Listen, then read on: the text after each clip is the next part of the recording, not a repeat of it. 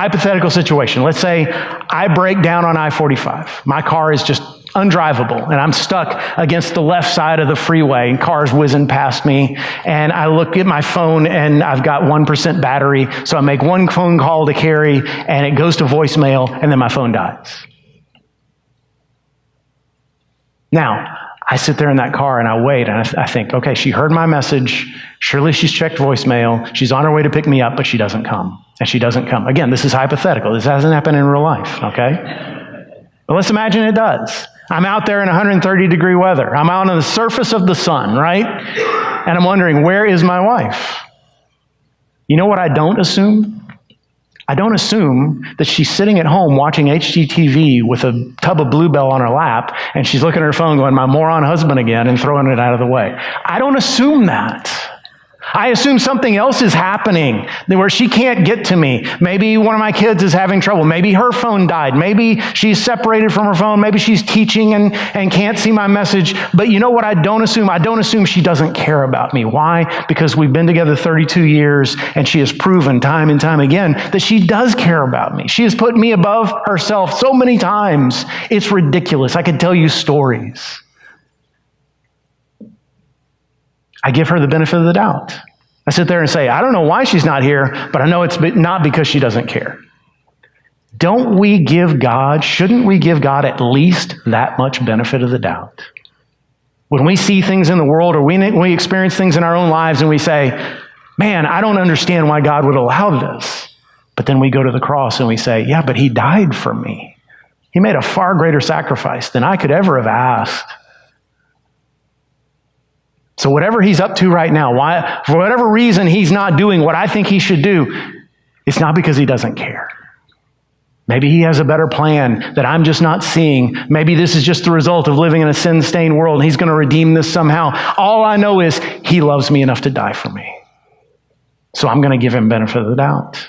It's an old hymn that I grew up with, and many of you probably didn't, but the chorus goes, we will understand it better by and by.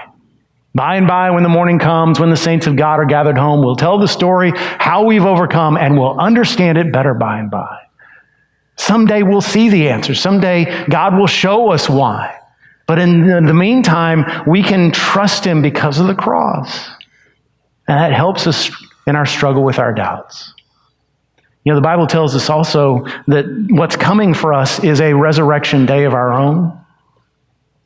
Someday, after we've died and gone to be with Jesus, or maybe before that's even happened, Jesus is coming back to this world, and this world will be renewed, and we get a resurrection of our own. Our bodies are risen, and we get to dwell on earth. Listen, anybody who tells you you're an angel when you die is not speaking from the Bible. That's as ridiculous as saying you're a cocker spaniel in heaven, okay? It's not biblical. You're not an angel. You're never going to be an angel. You wouldn't want to be an angel. You're going to be yourself, and you're going to get a resurrected body that is perfect and spotless and flawless and imperishable. And so someday, I don't know how long it's going to take me on the new earth to come across the Apostle Paul, but when I see him for the first time, he's not going to look like a 40-year-old dude who looks 80.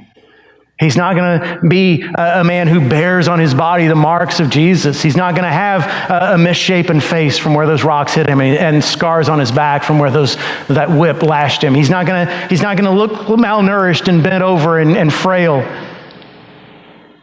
He's going to be healthy and strong forever and ever. Because that's the body we all have to look forward to. In that whole world, there will only be one person whose body bears scars. And that's Jesus himself. And we know this because Jesus right now has the only resurrection body that exists. He rose again that first Easter, the first fruits, according to 1 Corinthians 15 for the rest of us. And his resurrection body has holes in the hands and the feet, and a spear wound in his side. And you say, in all the world that's to come, why would the one perfect person have the one imperfect body? The Bible doesn't tell us, but here's what I believe. I believe it's so that for all of eternity, every time we run into Jesus on that place, we'll worship and we'll celebrate and we'll praise God all over again, because we'll see those scars and say, that's why I'm here. Not because of anything I did, not because of the church I was a part of, or because I had the right doctrinal set of beliefs. It was just because of him. In other words, We'll never get over the gospel. In other words, for all of eternity, we will boast in the cross.